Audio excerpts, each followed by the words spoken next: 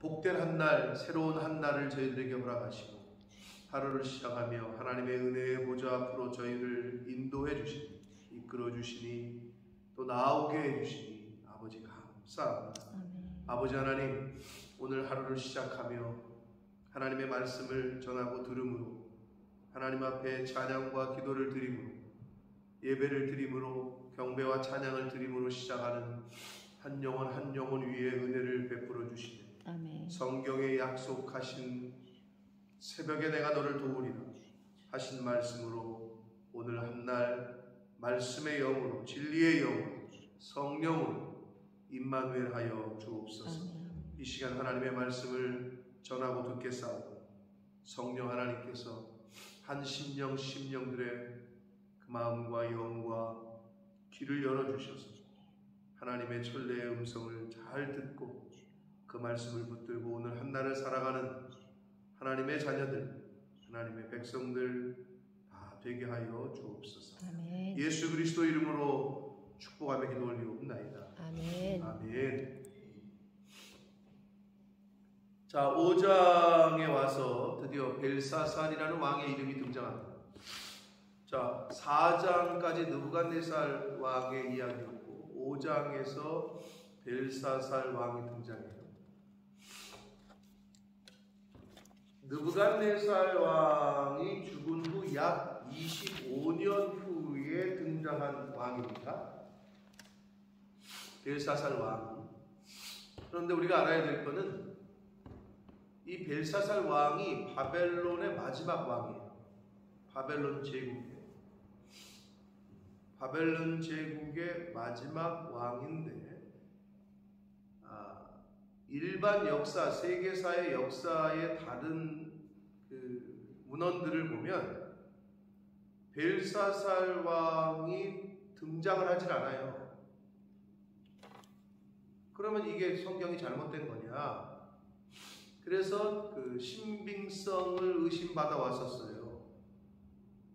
다른 문헌에, 다른 역사책에 이 벨사살이라는 이름이 등장을 안 하고 바벨론의 마지막 왕은 누구로 되어 있느냐? 왕명의 역대 왕들 중에 나보니두스라는 왕이 바벨론 제국의 마지막 왕으로 기록이 되어 있단 말이에요.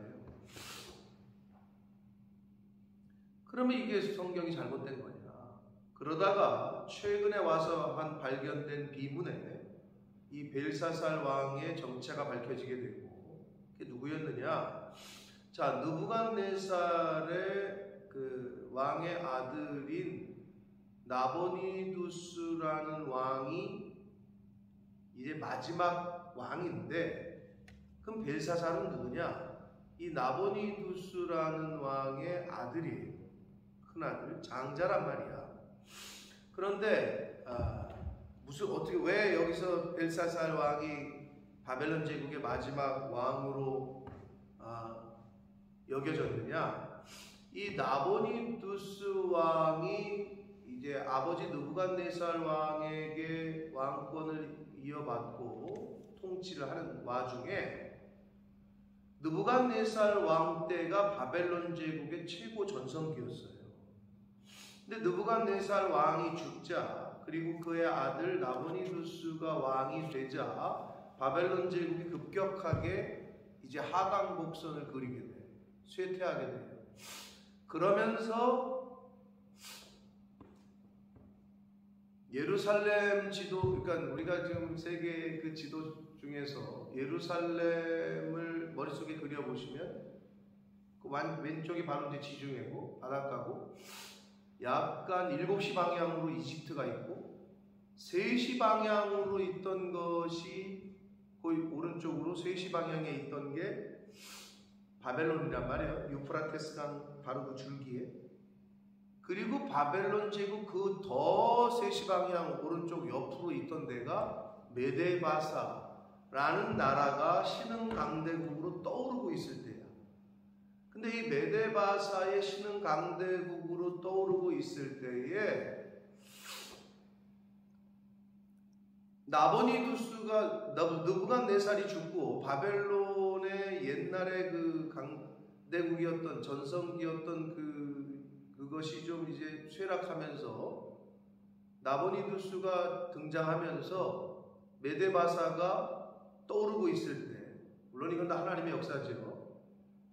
느부갓네살 왕 때 보여줬던 금신상 왕 그 꿈으로 보여줬던 하나님의 계획이 이미 보여졌는데, 계시가 됐는데, 메데바사 연합군이 바벨론을 치게 돼요. 전쟁을 하는데 이 나보니두스가 한 전쟁에서 지게 돼요. 그러면서 이 나보니두스가 회의감을 가졌는지 왕궁을 떠나가지고 대마 전투에서 대마라는 지역에서 있었던 전투에서 지고 나서 자신의 장자인 벨사살에게 실제적인 권한을 넘기고 자기는 집거하게 돼요. 왕궁을 떠나서. 그래서 뭐만 했느냐? 당시의 바벨론의 여러 신들 중에 달을 믿는 거지. 그냥 거기 들어가가지고 다른 데 가가지고 그것만 숭배하고 있어. 그리고 장남인 벨사살에게 통치권을 이양한단 말이에요. 즉 섭정이라 그러지, 그런 거를. 실제 왕은 이 나보니두스인데 자기 아들을 이제 전면에 내세우고, 그래서 일반 역사에서는 왕명인 나보니두스가 마지막 왕으로 기록이 된 거고, 근데 최근에 발견된 어느 비문에 자신의 아들 벨사살에게 이제 정권을 이양했다는 게 발견이 되면서 역시 성경은 거짓이 없구나 라는 게 이제 발견이 돼요. 자, 그래서 이제 그 역사가들이라든지 이제 고증하는 사람들에 의해서 이게 이제 증명이 된 건데, 그래서 이 벨사살 왕이 통치를 하게 되는데, 이 오늘 5장에 있는 내용은 말 그대로 벨사살 왕의 마지막 날이야. 이제 5장 뒤에 가보면 벨사살 왕이 5장 1절에 1000명을 불러다가 잔치를 베풀었다 그러잖아요. 그렇게 시작이 되잖아요. 그런데 그날 죽어. 그날 밤. 뒤에 가보면 그날, 하여튼 마지막 날의 이야기야. 네? 그 벨사살 왕이 이 마지막 날이 된 이 마지막 날의 잔치를 베푼 이때는 어떤 때냐? 메데바사 연합군에 의해서 약 수년간 전쟁이, 약 2년여 넘게 전쟁이 벌어지고 있었고 계속해서 침략을 했는데, 요 당시가 어떤 당시냐면 바벨론의 도성만 남겨놓고, 왕이 있는 도성만 남겨두고 거의 나라를 전쟁에서 쥐고 있었어요. 흐름이 메데바사로 다 넘어가고 있을 때야. 그런데 왜 이렇게 잔치를 벌리느냐? 그 백그라운드가 이제 좀 그 설명이 있어야 되는데, 지금 바벨론 도성만 포위가 됐어. 그런데 메데바사 연합군이 1년이 넘도록 이 바벨론 도성을 함락을 못 시켜. 그 이유는 천혜의 요새였기도 했고, 기록에 의하면 제가 이제 그 구약 이거 여기 다니엘서 말고 다른 데 얘기할 때도 얘기했었는데, 이 바벨론 도성이 내벽과 외벽 이렇게 도성을 이제 그 보호하는 벽이 있잖아요. 성벽. 느부갓네살 왕 때 그 성벽, 그것도 자기가 보면 내가 이걸 만들었다 뭐 이런 거 있었잖아요. 근데 이 성벽이 이중으로 돼 있는데, 넓이가 성벽의 두께가 7에서 8m예요. 두께가, 높이가 15m, 14m 이상. 상상을 해보세요. 두께가 7m, 8m. 그래가지고 그 성벽 위로 마차가 서로 교차를 하면서 다닐 정도로, 네? 이렇게 가고 이렇게 가고, 차가 양쪽에서 다니듯이 마차를 타고 성벽 위를 그렇게 두꺼웠다는 거야. 그게 이중으로 돼 있었다고. 그러니까 함락을 못 시키는 거야, 메데바사가. 마지막 그 바벨론의 그 도성을. 그래가지고 1년여 넘게 이 바벨론 도성이 포위가 되고 있었어요. 대단한 요새였던 거지. 근데 그런 전쟁 중에 이 마지막 왕인 벨사살이 뭐 하고 있어요? 벨사살이 잔치를 벌려. 한마디로 정신이 있는 거예요, 없는 거예요? 지금 나라가 다 지금 제국이 망해가고 있고 자기네 도성만 남았는데, 근데 왜 이랬을까? 네? 그런데 여러 역사가들에 의하면, 자, 실제적으로 아버지가 왕이고 자기가 전면에 이제 2인자인데 도성만 남겨둔 상태에서 어떤 소식을 듣게 되느냐? 아버지가 결국은 쫓겨나고 하다가 이제 아버지가 다시 왕궁으로 피신한다는 소리가 들렸어요. 그러자 이제 벨사살 왕이 이거 안 되겠다. 이 나보니두스 왕이 오는 것도 오는 거지만 자신의 어떤 권력, 자신의 통치력, 그리고 여기는 안전하고 여기는 괜찮다라는 것을 바벨론 도성 안에 있는 사람들과 신하들에게 어떤 안정감을 주기 위해서 지금 전쟁에서 계속 지고 있고 여기도 지금 도성도 포위가 됐는데 잔치를 베푼다. 그러니까 백성들이 볼 때는 여기는 안전한가 보다. 충분히 방어를 할 만한가 보다. 이런 안정감을 주기 위해서 잔치를 베푼 것으로 역사가들은 이제 해석을 한단 말이에요. 그러니까 지금 다 포위가 되어 있는데 안에서 지금 흥청망청 여러 가지 정치적 이유가 있겠지만 어찌됐건 귀족 1000명을 불러다가 술을 마시고 잔치를, 연회를 베풀었단 말이에요. 벨사살이.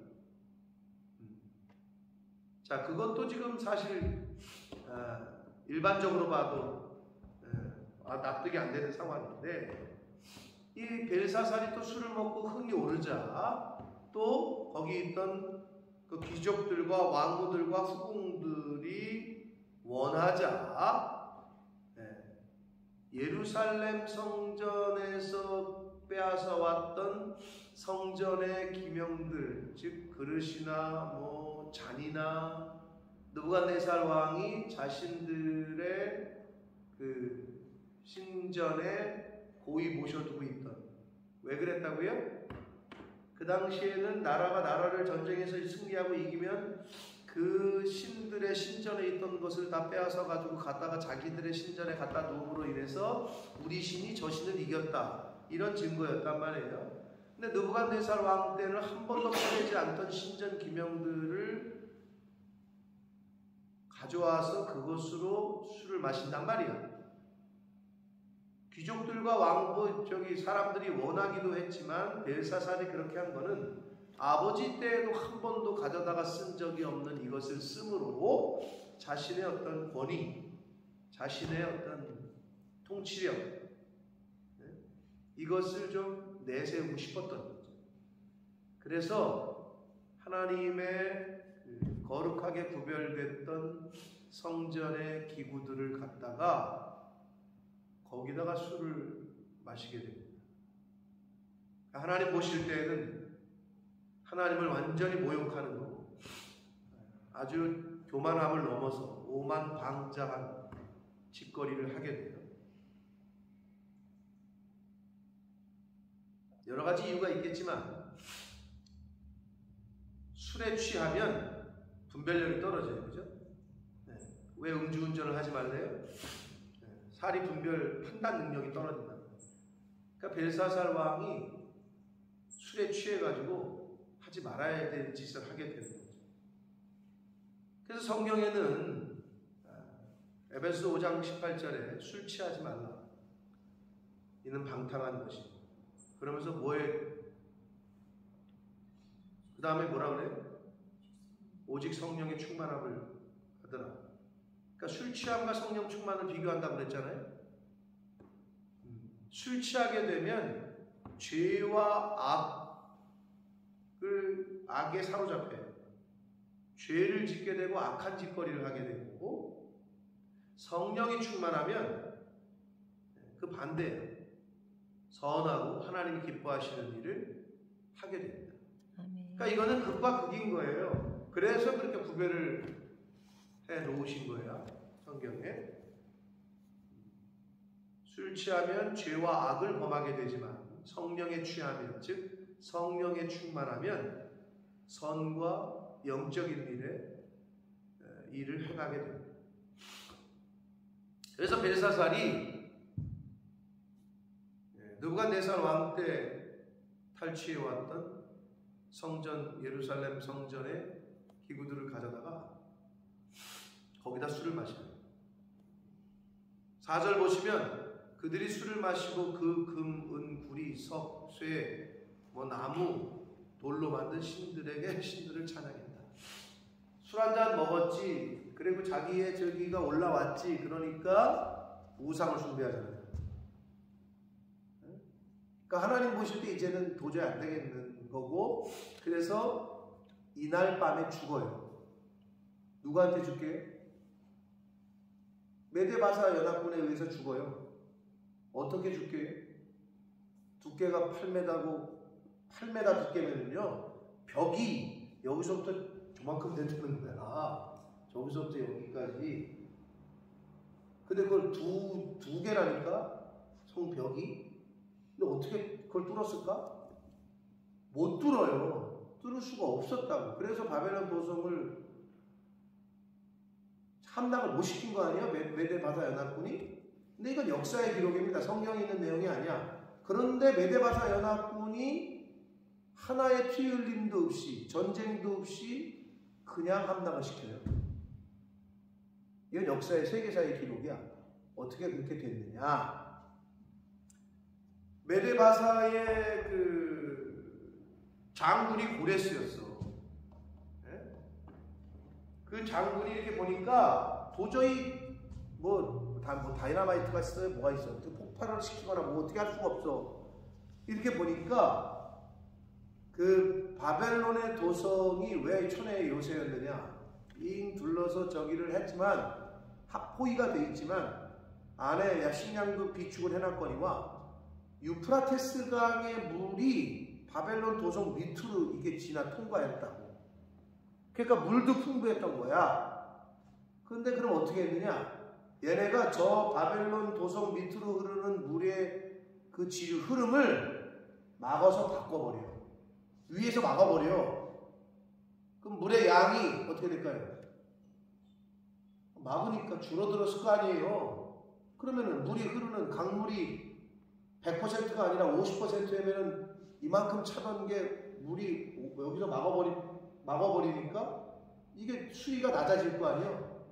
그래서 그 물줄기를 타고 도성 밑으로 들어가서 그래서 올라와서 함락을 시켰다고 역사의 기록이 되어 있다. 그랬는데 웃긴 건 뭐냐? 그래가지고 나왔잖아? 그 지류를 한마디로 물줄기를 따가지고 바벨론 도성 밑으로 해가지고 위로 올라왔잖아요? 기록에 의하면 바벨론의 많은 그 도성 그 안에 있던 성 안에 있던 사람들이 반항을 안 했대요. 환영을 했대. 기록에 의하면. 그냥 문을 열어준 거지. 어서 오십시오. 왜? 그 말은 뭐야? 이 벨사살의 그 통치가 백성들이 볼 때는 아니었던 거지. 그래서 저항을 안 했대요. 무혈입성. 그래가지고 이 벨사살이 술 먹고 있다가 그날 밤에 죽어 그냥. 메데바사 연합군의 군인에 의해서 그냥 죽어요. 이날 죽는다고. 이 술판을 벌인 이날. 그게 이제 5장의 내용이야. 그리고 5장 마지막에 보면 이제 그때 죽임을 당하고 메데 사람 다리오가 나라를 얻었다. 이러면서 끝나요. 5장. 자, 오늘 이제 그게 전체적인 흐름인데 이제 오늘 12절까지 말씀에서 이제 가장 중요한 사건. 손이 나타나가지고 손가락만이 아니에요. 성경 원문에 보면 요거야 요 손가락을 포함한 요거. 이 손이 나타나가지고 하얀 벽에다가 글씨를 쓰는 거를 벨사살 왕이 술 먹다가 본 거예요. 그러니까 처음에는 내가 미쳐 술 기운인가 뭐 이랬겠지. 근데 벨사살 왕도 보고 귀족들도 다 봐. 그러니까 술이 확 깨겠지. 생각을 해보세요. 술 먹고 있는데 손이 나타나가지고 벽에다가 글씨를 쓰니, 여기 성경에 보면 다리가, 무릎이 서로 부딪히고 낯빛이 변하고, 그러니까 아주 실제적으로 표현을 했어요. 그때 당시의 일을. 그러니까 완전히 이제 두려움에, 극한의 공포에 휩싸이게 됩니다. 흥겨롭던 연회장이 그 손이 나타남으로 인해서, 그 글씨로 인해서 완전히 얼음이 되거든요. 네, 자, 그래서 이제 그게 주된 스토리인데, 한 가지 이제 여기서 이제 우리가 알아야 될 거는, 느부갓네살 왕을 술을 마실 때 명하여 그에 붙인 느부갓네살이라고 그러잖아요. 그러면 번역을 그렇게 했어요. 한글 성경 개역 개정이. 근데 원문에 보면 제가 몇 번 말씀드렸습니다만은 헬라어뿐만 아니라 가끔 히브리어도 이 발음이 있잖아요. 발음이 한국어랑 비슷한 게 많아요. 뜻이, 의미가. 그래서 헬라어의 예수 그리스도가 예수스 크리스토스, 근데 영어는 지저스 크라이스트인데 한국말로는 예수 그리스도, 예수스 크리스토스, 예수 그리스도, 거의 비슷하잖아요. 이런 뜻이 히브리어에도 발음과 미닝이 한국어랑 비슷한 게 많은데, 여기서 부친이라고 번역한 히브리어 원문이 뭐냐면 아부히야. 아부히.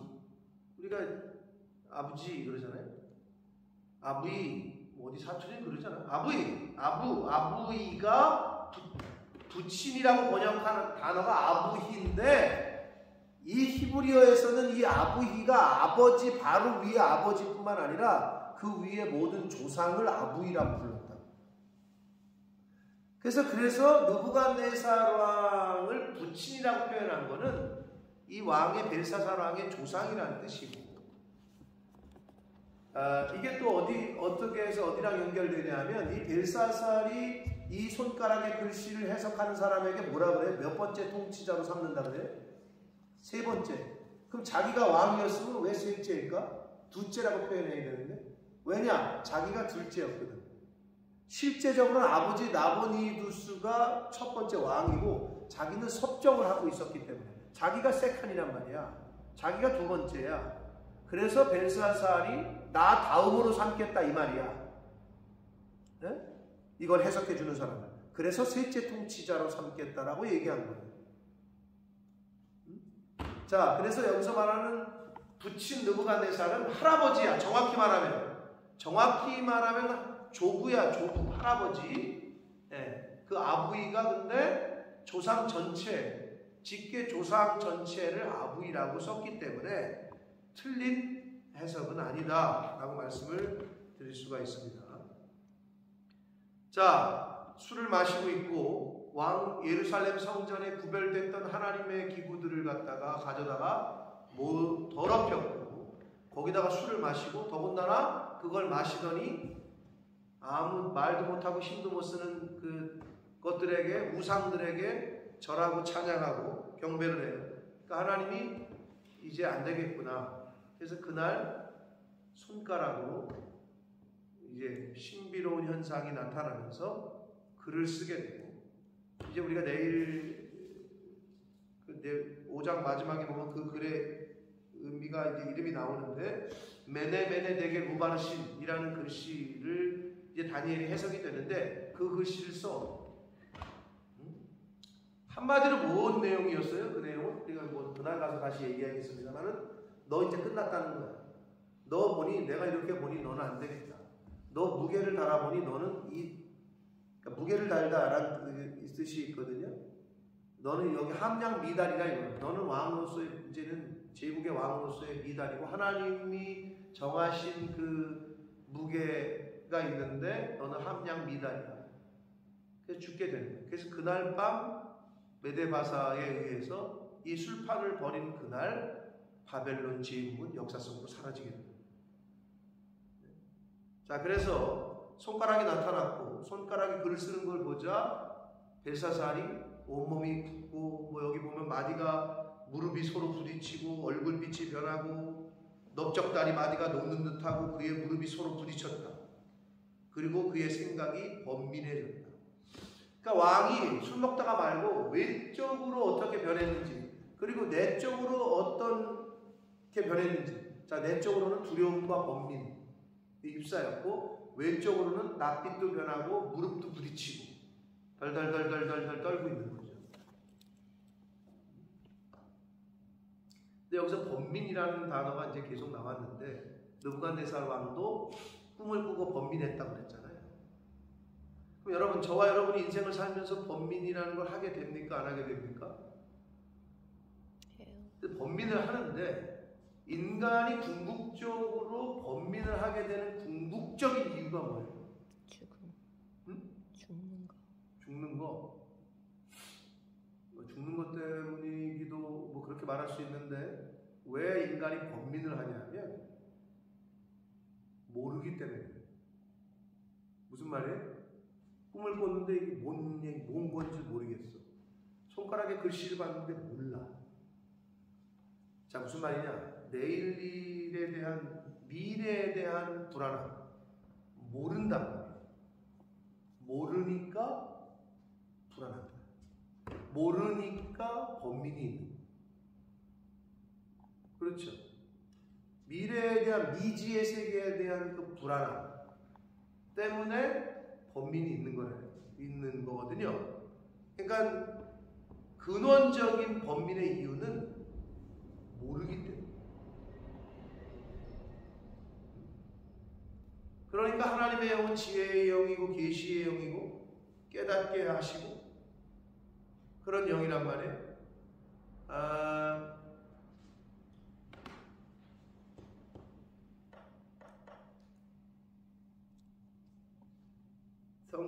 성경 이야기는 아니지만 어떤 사람이 이렇게 얘기를 했습니다. The man, 영어로 The man in sin is afraid of unknown 이라고 하는 어떤 사람이 말을 했대요. 이게 무슨 말이냐?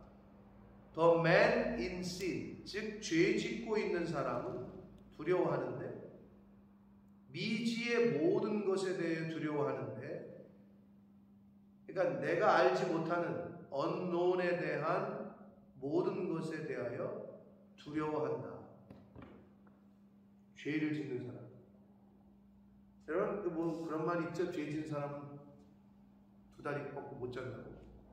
뭐 한마디로 때린 사람은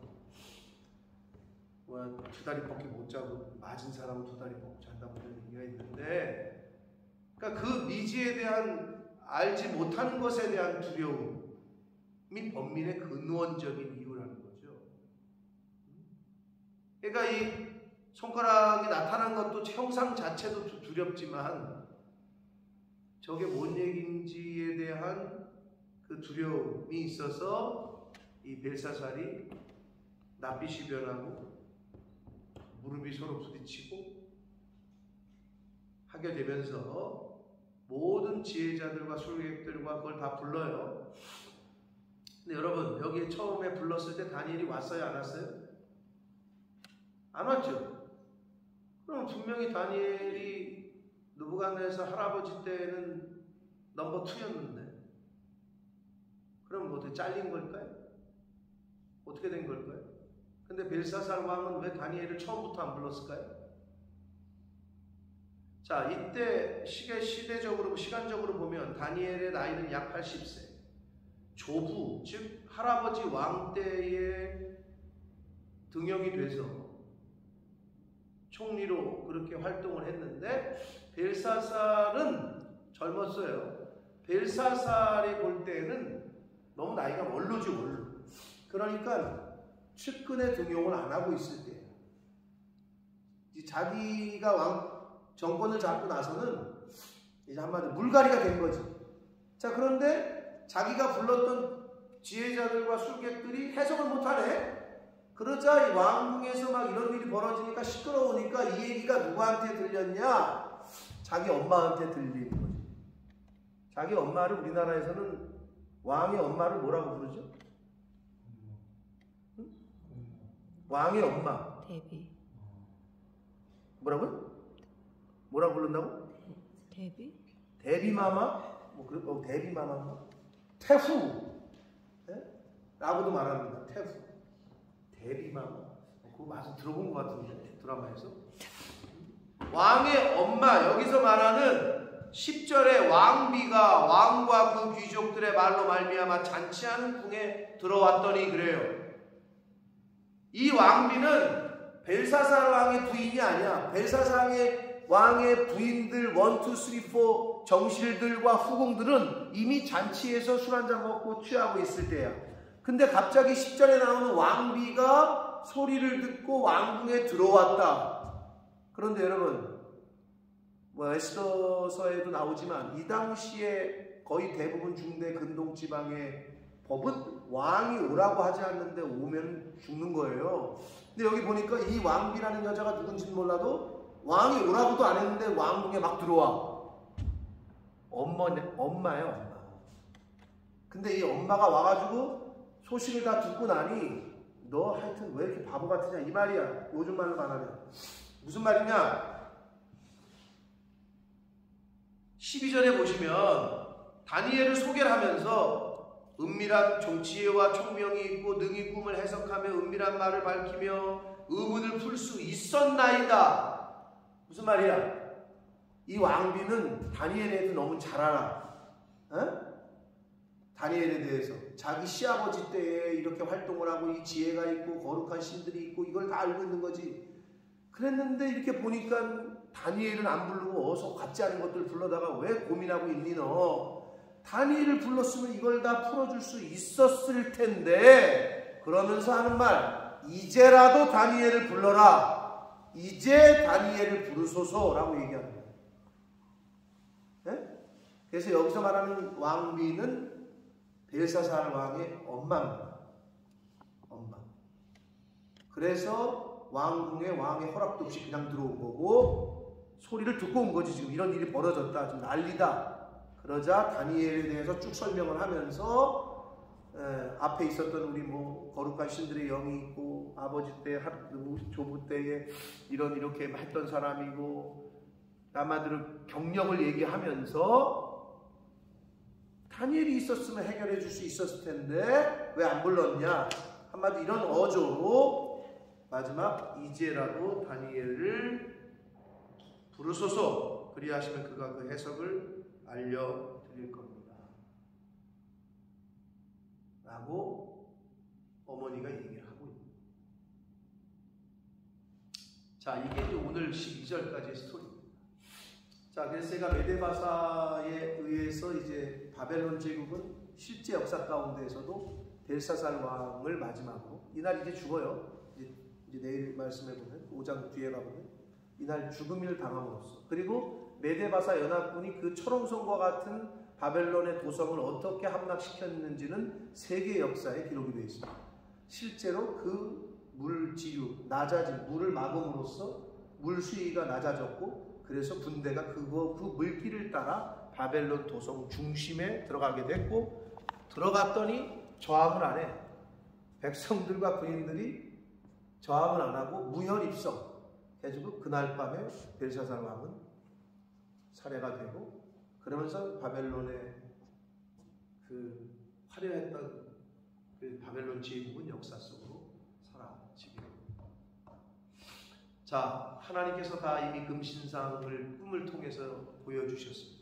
세상의 세계의 역사를 하나님께서 주관하신다는 것을 자, 다니엘서 처음 얘기하면서 제가 시작하면서 얘기했어요. 다니엘서의 핵심은 뭐냐?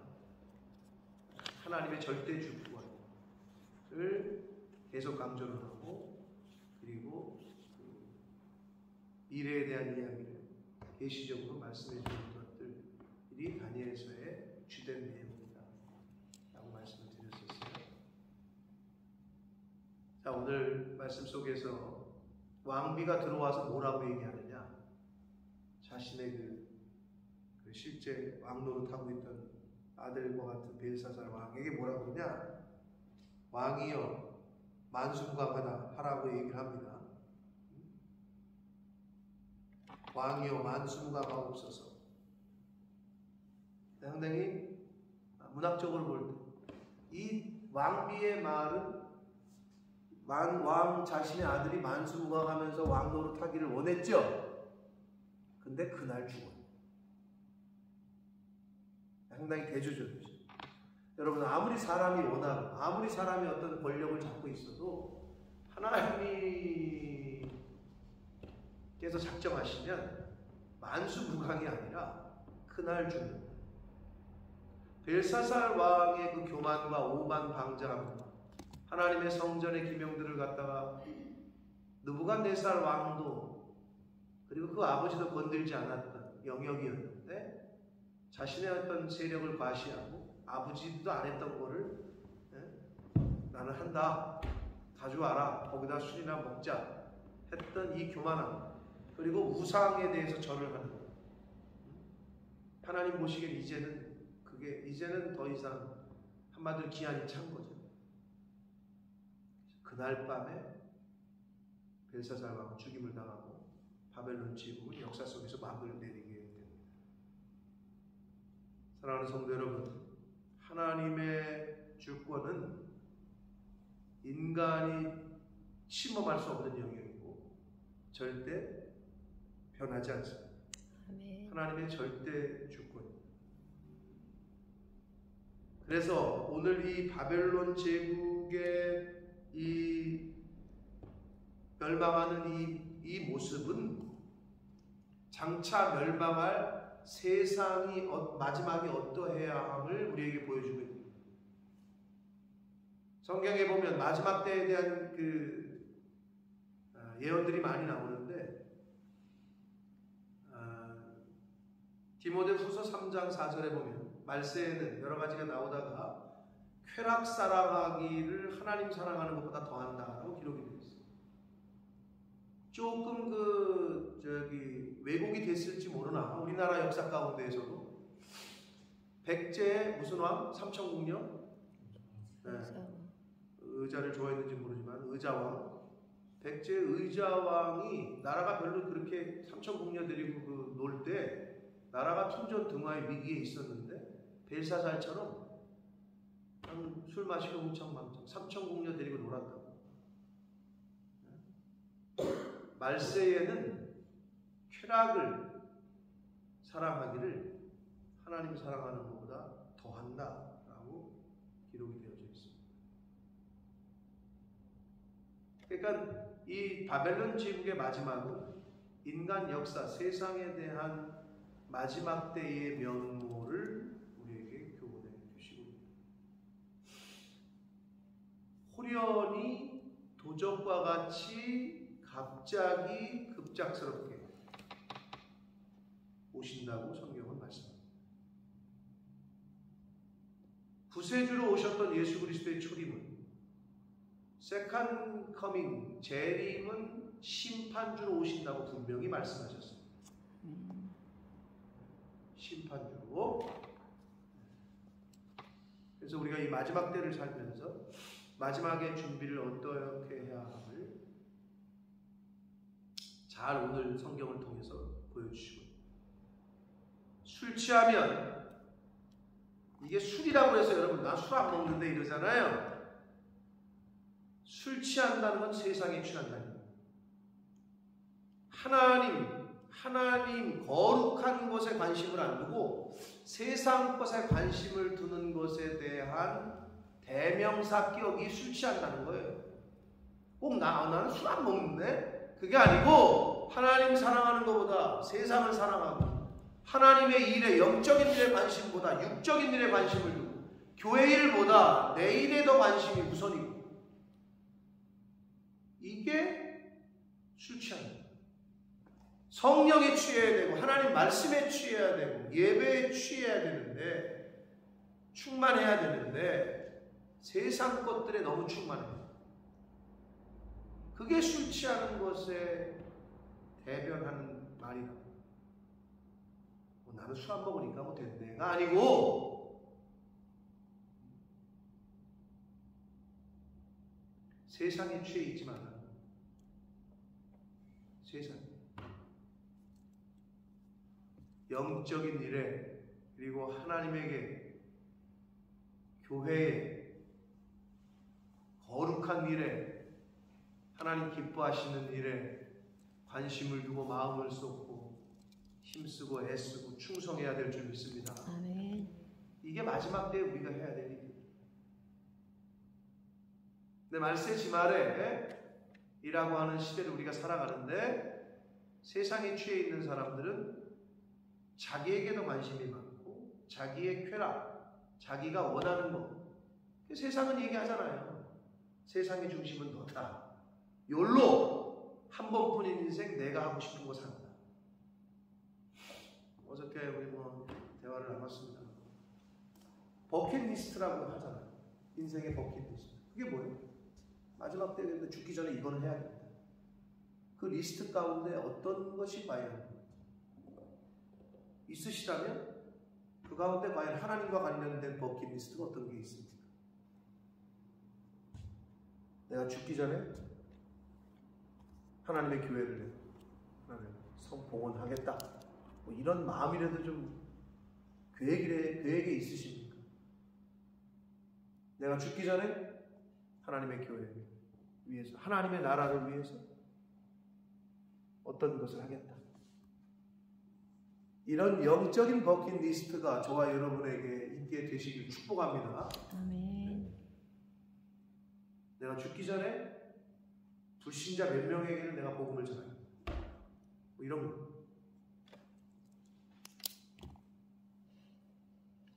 하나님의 은혜를 믿고 예수를 그리스도로 믿고 구원을 받았다고 하는데 생전 내가 전도해가지고 나온 사람이 한 명도 없어. 교회는 30년 다녔는데 불신자 한 명에게 복음을 전한 적이 없네. 그러면 조금 하나님 앞에 갔을 때 조금 고개를 못 들지 않을까요? 맨날 교회 행사는 다 쫓아다니고 뭐 한다고 쫓아다녔는데 실제적으로 불신자에게 내가 복음을 전해본 적이 한 번도 없다.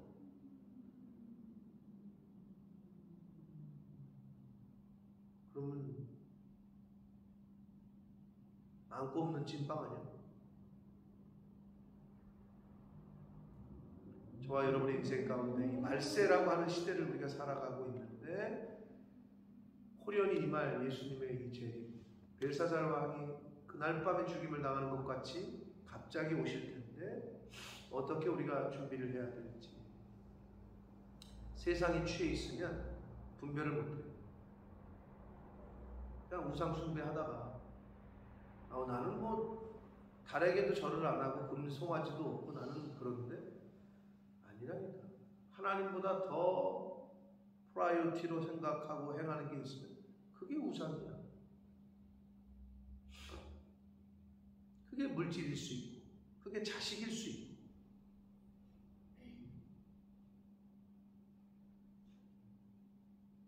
그러므로 이 역사 속에서 사라진 바벨론 제국의 마지막을 우리가 보면서 저와 여러분이 하나님 앞에서 마음을 어떻게 먹어야 되고 어떻게 품어야 되고 왜 술 취하지 말라와 성령 충만함을 대조하시면서 말씀하시는지.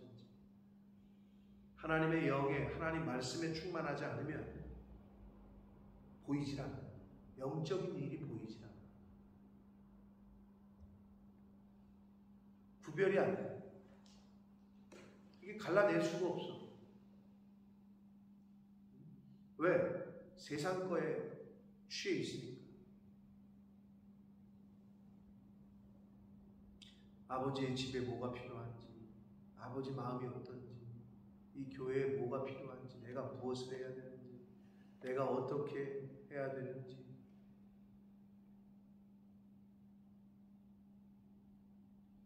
눈에 들어오지 않고 보이지는 않아요. 어떡하겠어요? 이유는 뭐다? 성령 충만함을 우리가 입지 못해서입니다. 그러므로 하나님이 생명 주시는 날 동안에 세상 것에 취하는 게 아니라 성령 충만하고 성령에 취하게 되는 하나님의 말씀에 충만하게 되는 저와 여러분의 삶이 되시길 축복합니다. 그래야 보인다. 그래야 들린다. 안 그러면 세상 소리만 들리고 세상 것들만 눈에 들어오고, 바벨론 제국은 이렇게 하나님의 주권에 의해서 끝이 나고 벨사살 왕은 이렇게 허무한 죽음을 맞이하게 됐습니다.